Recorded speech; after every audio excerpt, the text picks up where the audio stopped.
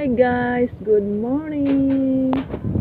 Yan po, naglalakad sila papuntang school nila. Malapit lang kasi po ang bahay namin sa school, kaya pwede lang lakarin. Yung isang panganay ko po ay nauna na.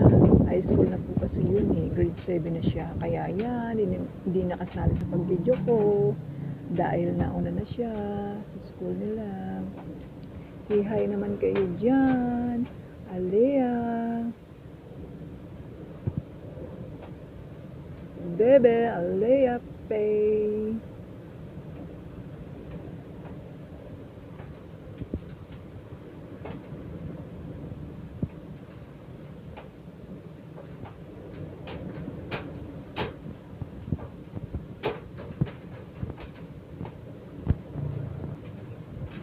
Yan guys, andito na po kami sa school.